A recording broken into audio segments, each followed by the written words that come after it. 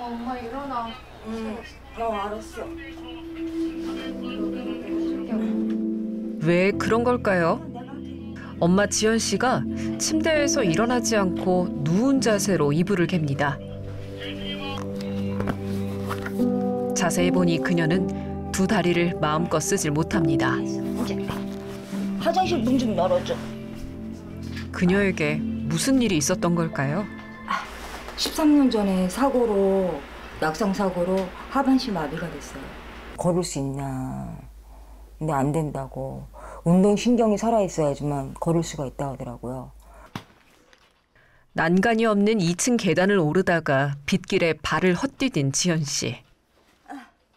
걸을 수 있다는 희망을 안고 3년 동안 재활치료에 힘썼지만요. 그 노력이 무색하게도 하반신 마비 판정을 받고 말았습니다. 그 후 삶의 많은 부분이 바뀌었는데요. 가장 크게 달라진 건 휠체어를 두 다리처럼 사용해야 한다는 겁니다. 잠깐, 안 돼. 뒤로 가야 돼, 너. 휠체어가 좀 뒤로 가야 돼. 엄마 허리. 또 작은 딸에게 많이 의지하게 됐죠. 엄마 물 필요하면 말해. 알았어. 가빈아, 물 좀. 갑작스러운 사고로 중도장애를 갖게 된 엄마. 그때 다시 살자고 마음먹은 건 그녀만 바라보는 자식들이 있어서입니다. 특히 딸 가빈 씨 덕분에 다시 앞으로 나아갈 수 있었죠. 하지만 여전히 적응이 안 되는 게 있습니다. 마치 감전된 것처럼 찾아오는 통증인데요. 진통제 패치를 붙여도 완치를 기대할 수 없죠. 저 같은 경우는 불완전 손상이라 불완전 마비라 통증이 계속 24시간 신경 이상 없어지지가 않고 죽을 때까지 가는 거니까 어떻게 병원에서는 의사 선생님도 어떻게 할 방법이 없다 하니까 어쩔 수 없어요. 잠시라도 통증을 먹게 해주는 이 진통제처럼 그녀의 힘든 마음을 다잡아준 존재가 있습니다.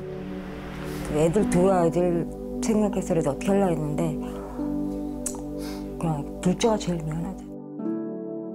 23년 전 남편과 이혼한 지연 씨. 당시 어린 두 딸을 키우기 위해 힘든 일도 마다하지 않았는데요. 세차장과 시장에서 고된 일을 하면서 생계를 이어갔습니다.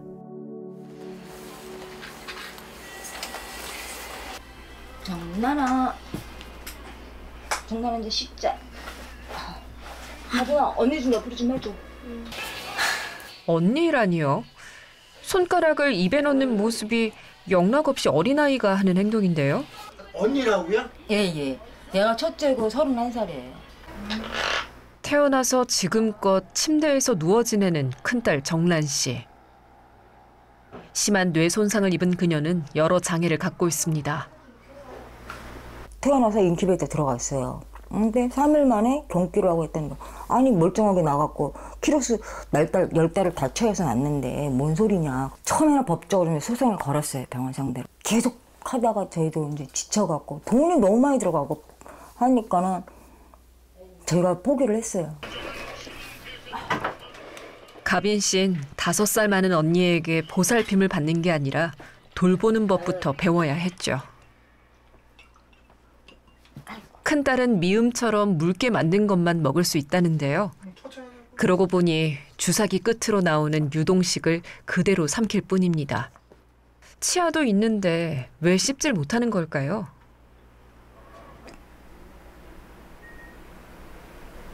꿀떡. 탱켜. 안 돼, 먹어. 꿀떡. 평생 엄마라는 말조차 한 적 없는 큰딸.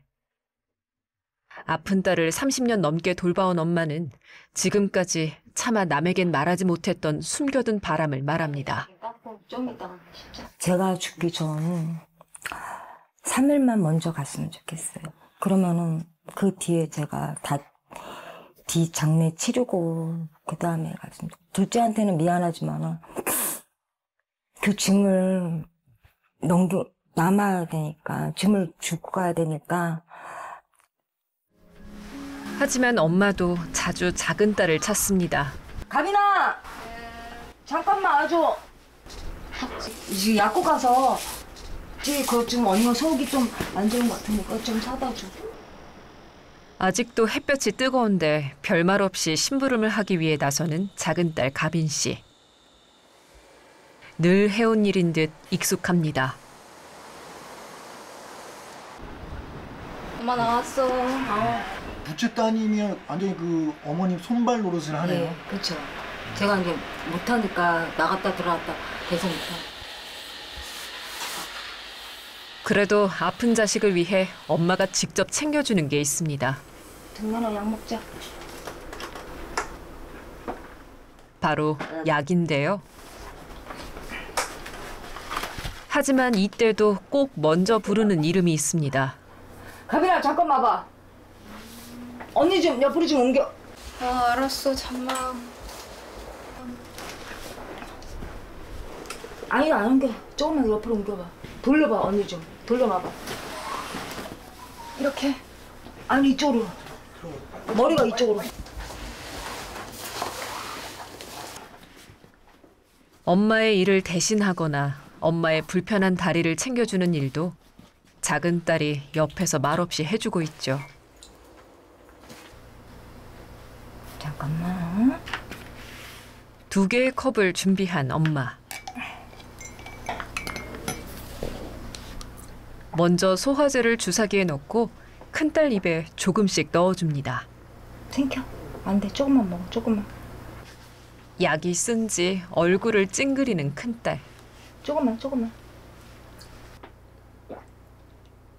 하지만 안 먹는다고 떼를 쓰거나 쓰다는 말 한마디 하지 못하는 정란 씨인데요. 이것만. 조금만. 아유 착해. 대신 엄마가 어르고 달래가면서 먹여야 하죠. 그런데 궁금합니다. 아프다는 말조차 못하는 딸인데 엄마는 어떻게 몸이 안 좋다는 걸 알았던 걸까요? 이제 소리가 틀려요. 다 이제 깔깔 기분 좋을 때 하고 이렇게 속이 좀 안 좋거나 뭐 할 때 벌써 이게 소리 내는 게 틀려갖고 그거를 캐치하고 있어요. 말을 못하니까 전혀 말을 못하고 아무것도 못하니까 그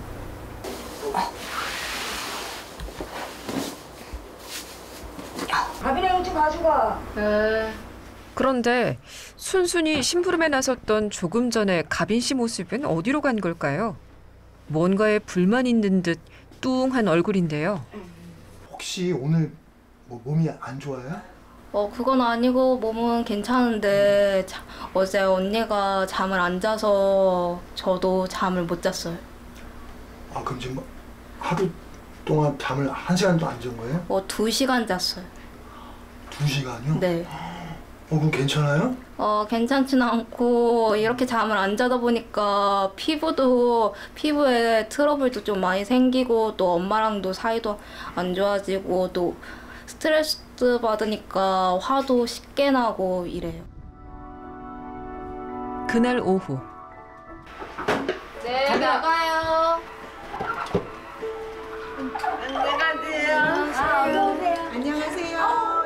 새 모녀가 사는 집에 반가운 손님이 찾아왔습니다. 엄마의 얼굴도 모처럼 환해졌는데요. 이들은 지연 씨가 자주 찾는 장애인 자립생활센터 선생님들입니다. 이들의 관심 덕분에 안전 손잡이와 경사로 그리고 미끄럼 방지판이 설치된 욕실은 휠체어가 타고 드나들기가 더 수월해졌죠. 또 침대 옆에 안전바를 둬서 낙상사고 위험도 줄였는데요. 앞으로 이 가정엔 어떤 도움이 필요할까요?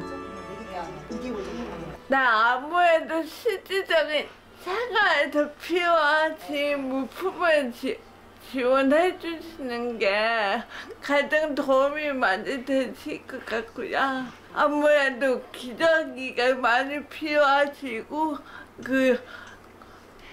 무광 섭취 영양제 같은 거 많이 도움을 결국 받았으면 좋겠습니다.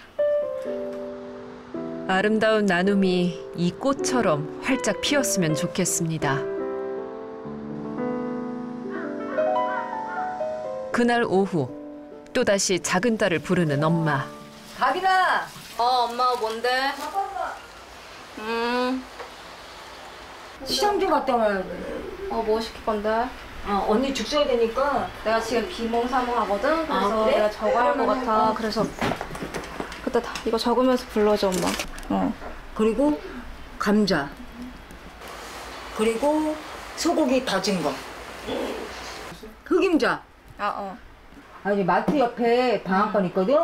그러면 거기서 흑임자 가른 거 죽 쓴다 그러면은 알 거야. 알았어.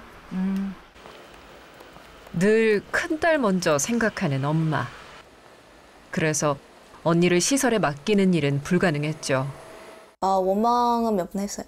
근데 그래봤자 딱히 달라지는 것도 없고 엄마 성격 아니까 그냥 얘기는 안 해. 기초생활수급비로 생활하고 있는 모녀. 빠듯한 살림이어서 채소 한 개 살 때도 크기랑 가격까지 비교하고 또 신중하게 고릅니다. 그런데 집에선 엄마 일을 거들고 밖에 나와서 장보기까지 하려면 꽤 힘들지 않을까요? 힘들긴 한데 시킬 사람이 저밖에 없고 또 이런 거 제가 해야 하니까 또 이러면서 다른 거 보면서 힐링하는 것 같아요. 뭐를 보고 싶으세요? 그냥 밖에 나와서 그냥 산책하면서 뭐 사람 구경도 하고 이러면서 하는 것 같아요. 집에 있으면 답답한. 네, 맞아요. 10년 전부터 엄마와 언니를 돌봐온 가빈 씨. 학교 생활을 제외하곤 개인적인 시간은 거의 없었죠. 대학교 졸업하고 친구들이랑 아예 연락이 끊겼어요. 연락하고 싶어도 대부분 애들은 회사 취직하고 이러다 보니까 엄마는 친구들한테 이거 가족 돌봄 하니까 그리고 또 사회복지사 자격증 따니까 그렇게 얘기해라. 집에서 일하는 거다 보니까 그걸 애들한테 대놓고 얘기는 못하겠더라고요.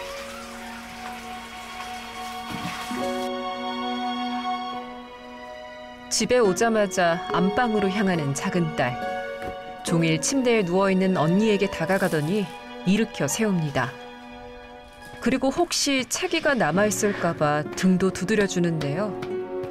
비록 말하지 않아도 아픈 언니를 향한 안쓰러움이 가빈 씨의 손길에 그대로 담겨 있습니다. 가빈아, 여기다가 찹쌀 한 컵. 여기다가는 찹쌀 반 컵, 맵쌀 반 컵. 찹쌀과 맵쌀을 한데 섞으라고도 하고 또 찹쌀만 퍼오라고 시킨 엄마. 게다가 쌀을 퍼오자마자 씻기부터 하는데요. 도대체 뭘 만들려고 하는 걸까요? 소고기 야채죽 하나 끓이고 그리고 새우젓죽. 이제 소화가 안 되니까 새우젓 넣고 좀 죽 끓이고요. 두 가지를 해야 돼. 이 모든 게 큰딸을 위해 만들어 놓은 죽인데요. 좀 통증이 덜할 때 한 가지씩 이제 조금씩 하나 해놓고 한 가지씩 해놓고 또 한 가지 또 좀 더 해놓고 이렇게 해갖고 하고 있어요. 왜냐면 매일 똑같은 걸 하루에 3끼 먹으면 사람들이 질리잖아요. 그래서 좀 영양가도 있고 그래서 좀 다양하게 좀 이게 좀 틀리게 먹이고 있어요. 엄마 이거 한 숟갈? 조금 반 숟갈. 한 숟갈 먹자. 알았어. 또 큰딸은 유동식만 먹기 때문에 죽을 만들면 한 김 식혔다가 믹서로 곱게 갈아야 합니다. 이때 각자 맡은 일이 있다는데요. 긴 시간 가스레인지 앞에 서서 죽을 끓이는 일은 작은 딸이 맡았죠.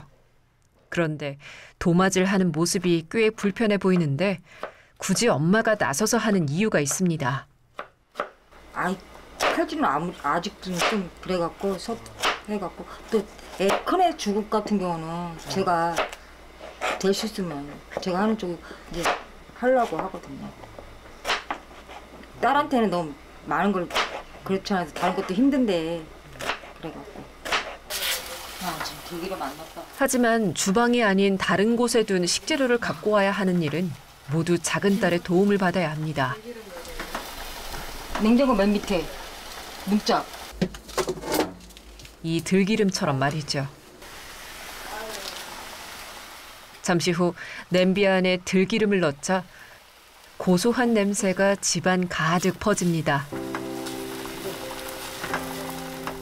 종일 누워서 지내다 보니 큰딸은 용변도 제대로 보기 힘듭니다. 그래서 엄만 늘 이렇게 배를 문질러주곤 하죠. 가빈아. 언니 좀 앉혀봐봐. 또다시 방으로 향하는 작은 딸. 엄마 좀 누워있을게. 언니 좀. 알았어. 내가 왔다 갔다 할게. 장시간 무리를 했던 탓일까요? 눕자마자 심하게 다리를 떠는 엄마. 그만큼 통증이 심하다는 건데요.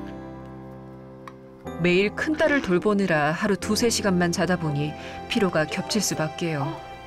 엄마 조금만 누워있고. 게다가 깊게 잠들지도 못합니다.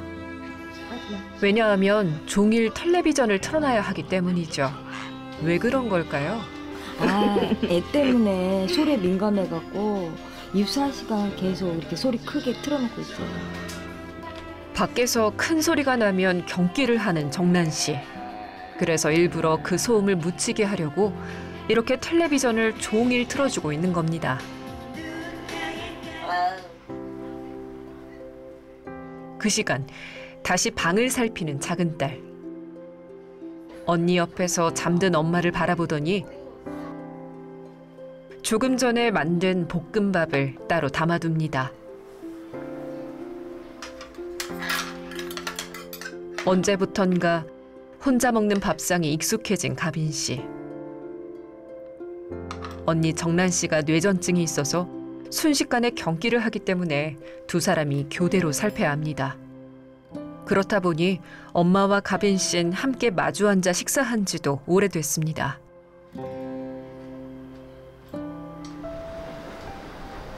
가빈아, 비계 줘. 아우, 죽겠어. 너 좀 넣어줘, 비계를 좀. 조금 더. 아니, 안 들어가. 베개가 너무 빵빵해서. 아우, 허리 아파. 하반신이 마비된 엄마는 스스로 움직이는 게 너무 힘듭니다.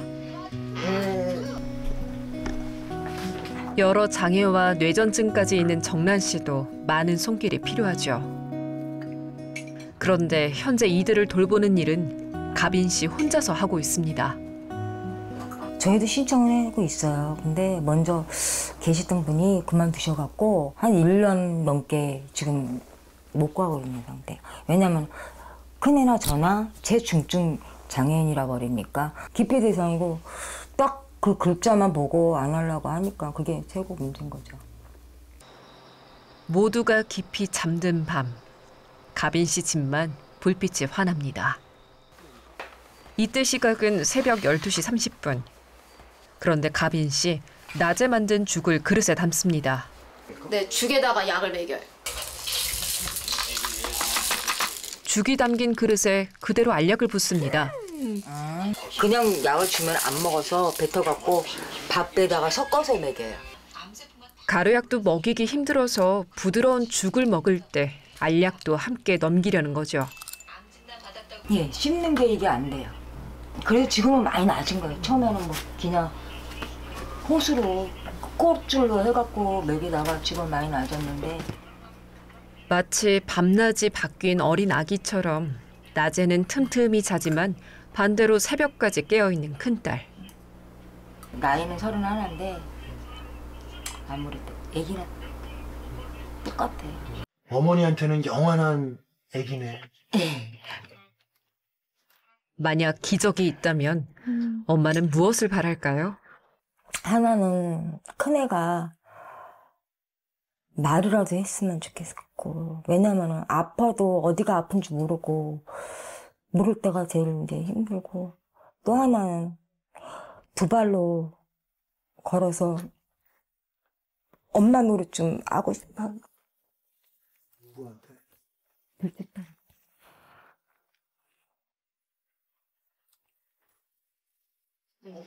잠시 후 허리 보호대를 갖고 나오는 작은 딸. 빨리 가서 누워, 엄마. 그러더니 그걸 본인 허리에 두릅니다. 허리가 아파서. 하반신 마비 이후 걷지는 못하지만 매일 통증에 시달리는 엄마.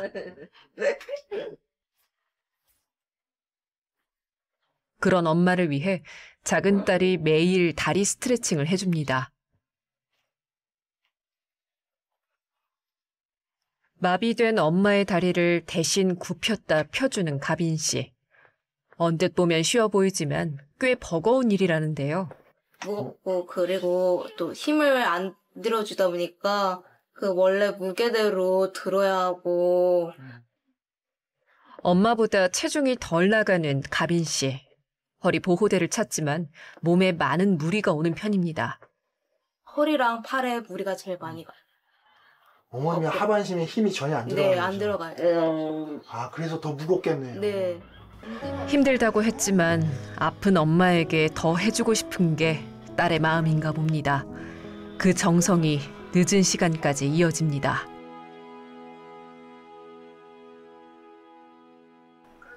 그날 새벽, 시간이 날 때마다 공부를 한다는 작은 딸. 강의를 들으면서 필기까지 꽤 열심인데요. 무슨 공부를 하는 걸까요? 사회복지사 2급 자격증 준비하고 있어요. 가빈 씨가 사회복지사가 되기로 한 건 어쩌면 당연한 순서였는지 모릅니다. 엄마랑 언니가 자주 다니는 곳이 사회복지센터고 거기 복지관도 자주 가다 보니까 거기에 대해 그 선생님들이라는 사회복지사분들에게 관심을 가지게 되었어요. 오래전 가빈 씨에겐 하고 싶었던 일이 있었습니다. 그래서 대학에서 공부도 했죠. 동물 보건사가 되는 게 꿈이었는데 하지만 아픈 엄마와 언니를 돌보게 되면서 본인의 꿈을 포기할 수밖에 없었는데요. 그땐 온 세상이 컴컴한 어둠과도 같았답니다. 그날 새벽, 이날도 잠 한숨 자지 못하고 엄마는 정란 씨 옆에서 밤을 새웁니다.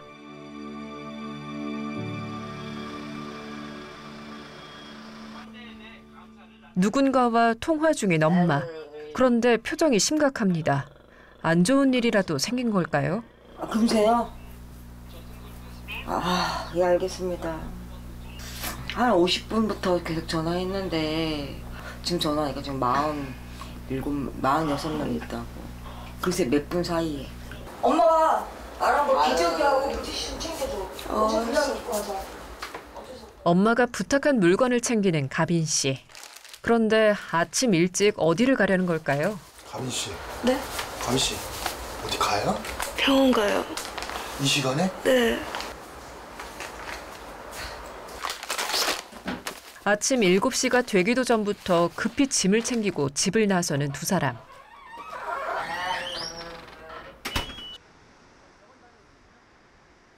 이날 여러 가지 진료와 검사를 함께 진행해야 하기 때문이죠.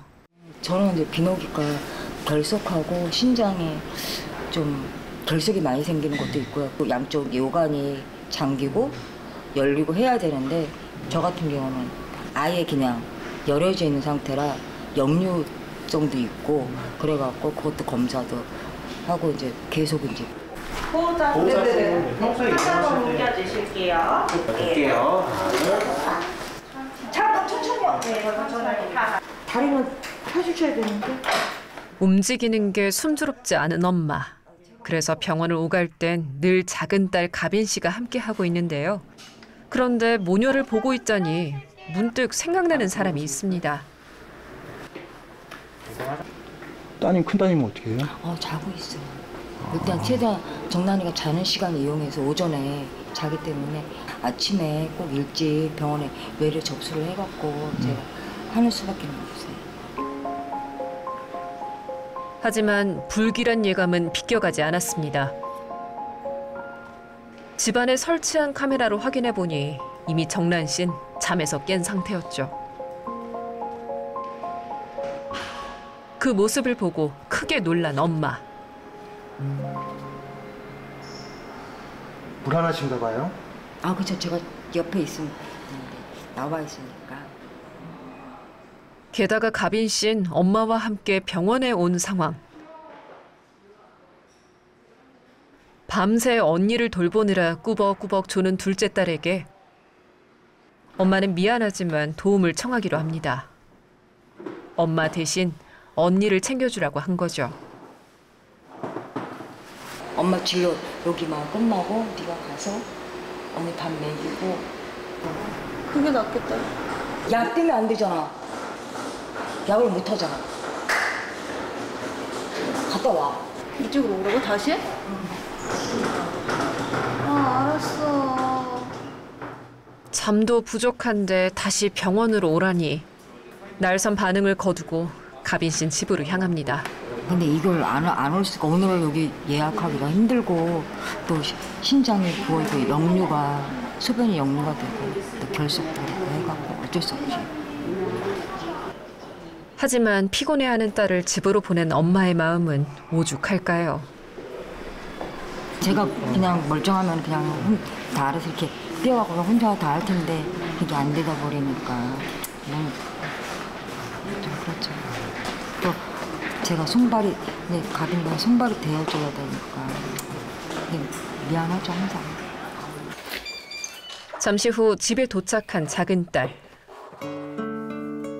먼저 유동식을 주사기에 주입해서 엄마가 하던 것처럼 아주 조금씩 먹입니다.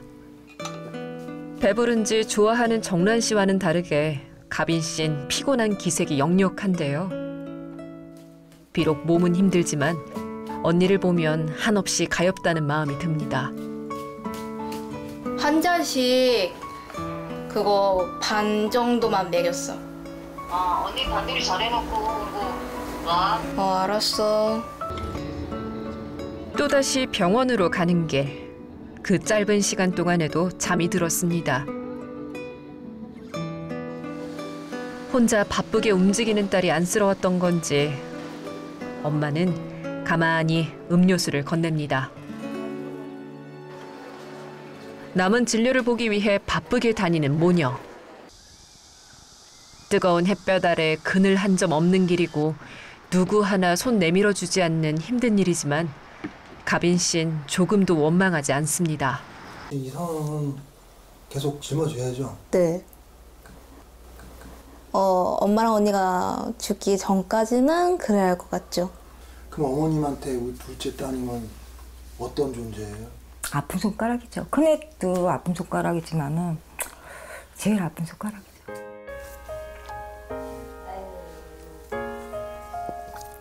언니랑 저까지 이렇게 상해가 돼갖고